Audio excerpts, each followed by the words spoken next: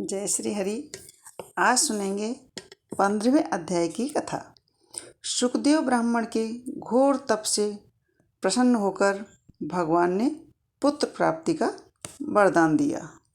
श्री नारायण बोले। फिर भक्त वत्सल श्री कृष्ण भगवान की हाथ जोड़कर सुखदेव ब्राह्मण गदगद स्वर से स्तुति करने लगा।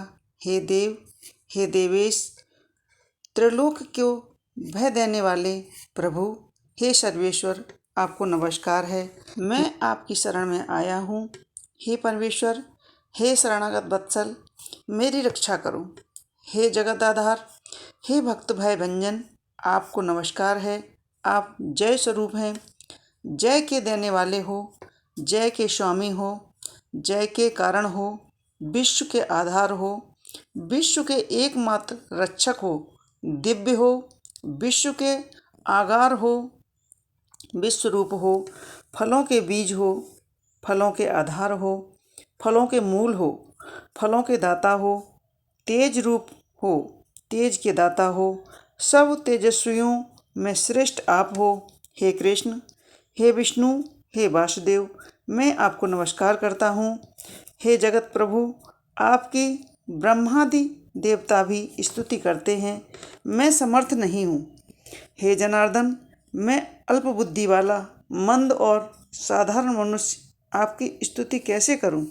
मैं आपका अति दुखी और दीन भक्त हूँ, मेरे को कैसे त्यागते हो? हे प्रभु, आपका लोक में लोक बंधु नाम व्यर्थ है। वाल्मीकि बोले। इस प्रकार स्तुति कर सुदेव ब्राह्मण हरि के आगे खड़ा रह गया। तब हरि भगवान उसकी स्तुति सुनकर मेघ के समान गंभीर वाणी में बोले। हे वत्स, तुमने बहुत कठिन तप किया है। अतः हे महाप्राज्ञ, हे तपोधन, जो इच्छा हो वर मांग लो। मैं तुम्हारे तप से बहुत प्रसन्न हूँ, मैं तुम्हारी इच्छा पूरी करूँगा। ऐसा दारुण तप किसी ने नहीं किया। सुदेव बोला। हे नाथ, हे दीनबंधु, हे दयानिधि, यदि आप मुझ पर प्रसन्न हैं तो हे विष्णु, हे पुराण पुरुषोत्तम, मुझको एक श्रेष्ठ पुत्र दो। हे हरि, पुत्र के बिना पूरा गृहस्थ जीवन मुझे अच्छा नहीं लगता। ब्राह्मण के ऐसे वचन सुन हरि भगवान बोले। हे ब्राह्मण, पुत्र के अतिरिक्त मैं सब कुछ तुम्हारे लिए दूंगा। हे वत्स, तुम्हारे भाग्य में पुत्र सुख विधाता ने नहीं लिखा है। मैंने तुम्हारे भाल पटल के सब अक्षर देखे हैं, परंतु उसमें तुम्हारे 7 जन्म तक कोई पुत्र सुख नहीं लिखा है। इस प्रकार वह ब्राह्मण हरि के वज्र समान निष्ठुर वचन सुनकर जड़ से कटे हुए वृक्ष की तरह पृथ्वी पर गिर पड़ा। पति को गिरा हुआ देखकर उसकी स्त्री अत्यंत दुखी हुई और स्वामी को पुत्र की इच्छा से रहित देख रोने लगी। फिर धीरज धरकर पति से गौतमी बोली।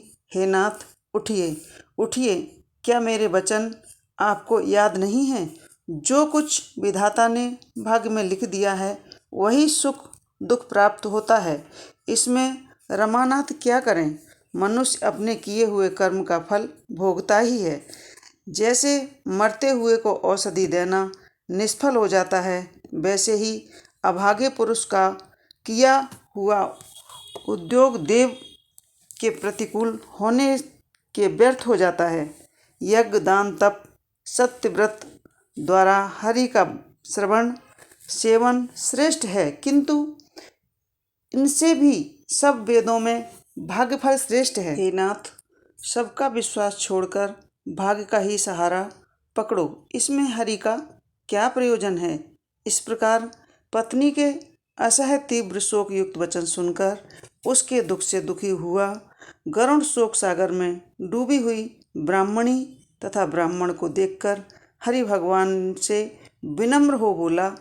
हे दीनबंधु, हे दया सिंधु, हे भक्तों के अभय करने वाले, हे प्रभु, आज आपकी भक्तों के दुख को न सहने वाली दयालुता कहाँ चली गई?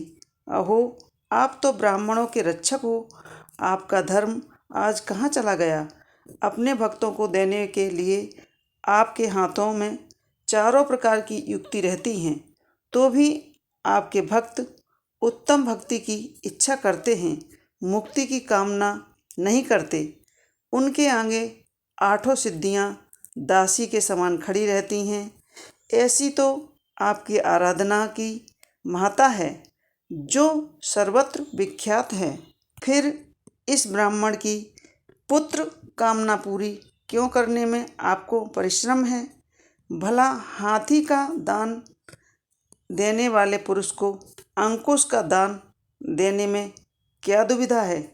आज से कोई भी मनुष्य आपके चरण कमलों की सेवा नहीं करेगा, क्योंकि जिसके भाग्य में जो लिखा है उसको वही निश्चित मिलता है। इस प्रकार लोक में यह विश्वास होने से आपकी भक्ति लोप हो जाएगी।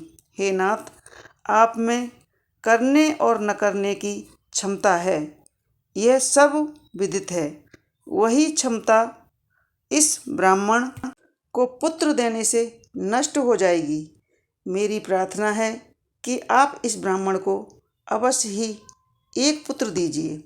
सुदामा ब्राह्मण के आपको आराधना से महान ऐश्वर्य पाया है।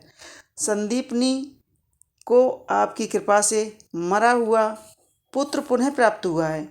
ये दोनों स्त्री पुरुष पुत्र की कामना से आपकी शरण में आए हैं। श्री नारायण बोले।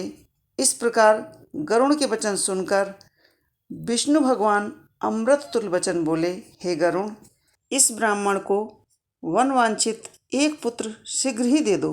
इस प्रकार हरि के अपनी इच्छा के अनुकूल एक वचन सुनकर गरुड़ जी का हृदय प्रसन्न हो गया और तत्काल उस दुखी ब्राह्मण को एक अनुरूप भव्य पुत्र दे दिया। आज के वीडियो में हमने जाना कि गरुड़ के कहने पर विष्णु भगवान ने सुदेव ब्राह्मण को एक पुत्र दिया।